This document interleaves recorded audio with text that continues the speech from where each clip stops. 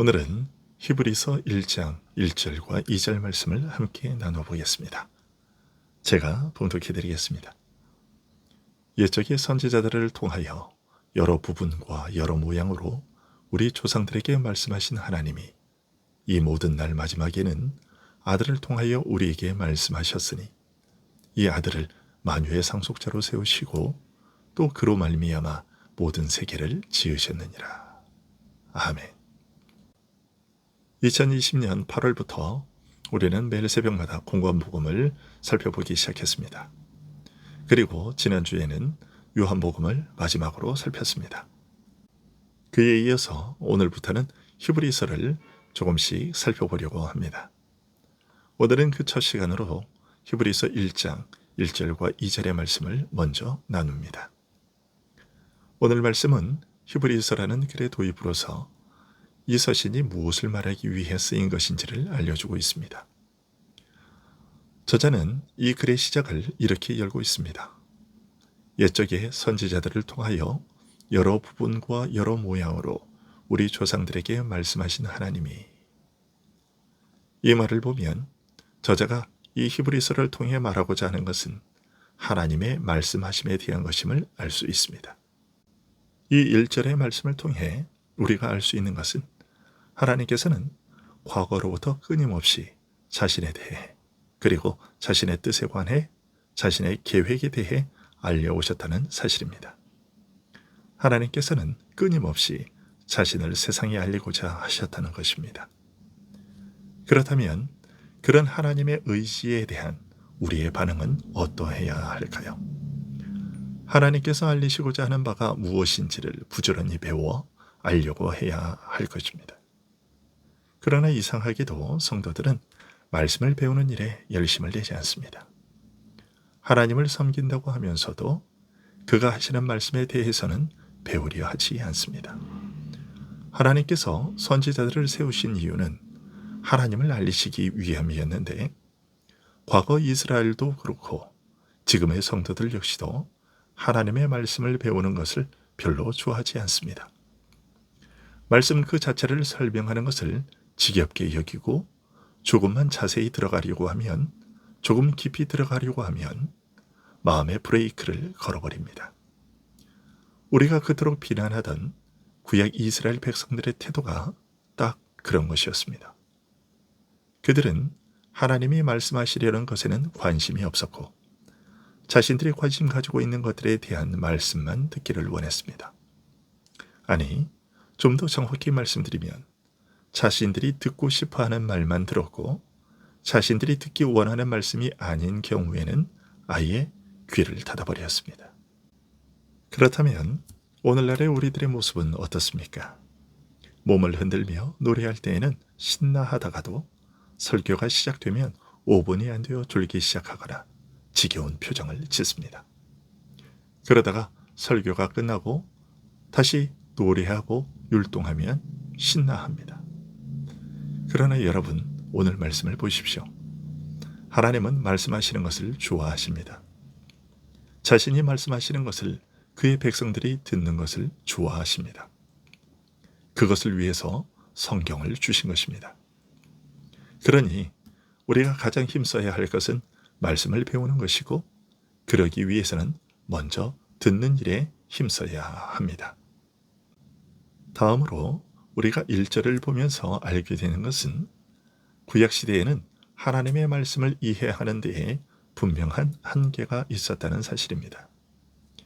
구약시대에는 선지자들을 통해 말씀하셨는데 어떻게 계시하셨는가 하면 여러 부분과 여러 모양으로 계시하셨다고 전하고 있습니다. 여러 부분으로 나뉘어져 있어서 부분적으로 보여줄 뿐 전체적으로 통일된 모습은 잘 드러나지 않았고, 말씀하신 방식과 모양 역시 매우 다양해서 일관성이 확연하게 드러나지 않았다는 것입니다. 그래서 자칫 혼란스러울 수 있었습니다. 그러면 구약은 왜 이처럼 부분적이고 다양한 모양일 수밖에 없었을까요? 요한복음 1장 8절은 이렇게 알려주고 있습니다. 그는 이 빛이 아니요 이 빛에 대하여 증언하러 온 자라. 세례 요한을 두고서 한 말입니다. 하지만 엄밀히 말하자면 세례 요한까지의 구약시대에 속한 선지자들 전체가 그랬다는 것입니다. 세례 요한을 비롯한 구약시대의 모든 선지자들은 생명의 빛에 대해 간접적으로 증거할 수밖에 없는 근본적인 한계를 지니고 있었다는 것입니다. 왜냐하면 선지자 그 자신이 빛이 아니면서 참 빛에 대해 증거하려고 하니 그 증거하는 방식이 불가피하게 이러저러한 것들을 빌려와서 간접적으로 말할 수밖에 없었던 것이죠.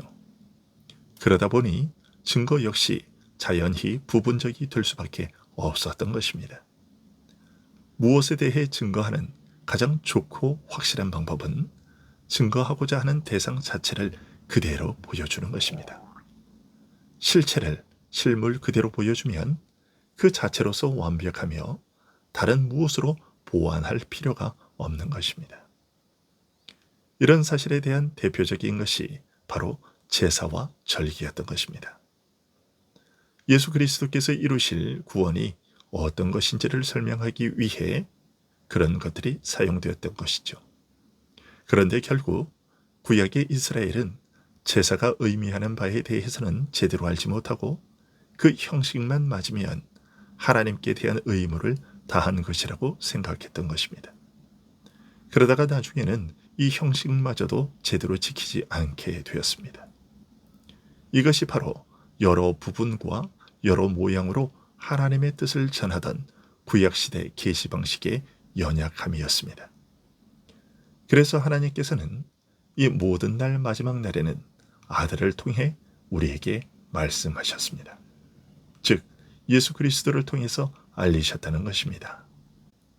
그리고 2절에 이 모든 날 마지막에는 이라는 언급을 통해 오늘 우리에게 아들을 통해 말씀하심으로써 과거부터 오늘까지 계시해 오시던 그 오랜 계시의 역사를 마감하셨다는 사실을 밝히고 있습니다. 단순히 그쳤다는 뜻이 아니라 이렇게 계시해 오신 역사의 정점과 결말에 이르게 하셨다는 뜻입니다. 계시의 궁극적 완성에 이르게 하셨다는 것이죠. 요한복음 1장 14절에 말씀이 육신이 되어 우리 가운데 거하심에 우리가 그의 영광을 보니 아버지의 독생자의 영광이요 은혜와 진리가 충만하더라는 말씀의 의미가 곧 이것입니다. 구약시대에도 참빛을 증거하는 선지자들의 증거를 통해 생명의 빛이신 아들을 영접하고 믿는 사람들은 성령으로 중생하여 하나님의 자녀가 되는 은혜를 누렸습니다. 하지만 그 선지자들이 멀리 내다보고 증거했던 그 참빛이 이제 세상에 들어오심으로 말미암아 중대한 변화가 초래되었던 것입니다. 그리고 무엇보다 중요한 것은 구약시대 때부터 계시되어 왔던 하나님의 은혜와 진리의 내용이 그 아들을 통해 계시됨으로써 충만해졌다, 즉 완전히 드러났다는 사실입니다. 그래서 이제는 더 이상의 계시가 없다고 말하는 것입니다. 이처럼 예수 그리스도는 영원 전부터 하나님의 아들로서 아버지와 함께 계심으로써 아버지에 대한 모든 것을 알고 계셨고 자신이 아는 아버지에 대한 사실을 사람들에게 알리기 위해 아버지의 뜻에 따라 아버지의 보내심을 받아 이 땅에 오셨습니다. 그러니 우리는 나로 말미암지 않고서는 아무도 아버지께로 올 수 없다고 하시는 주님의 말씀에 따라 아버지를 알고 배우기 위해 주님께로 나아가야 하고 주님께서 알려주신 그 내용들을 배우기에 더욱 힘써야 하는 것입니다. 기도하겠습니다.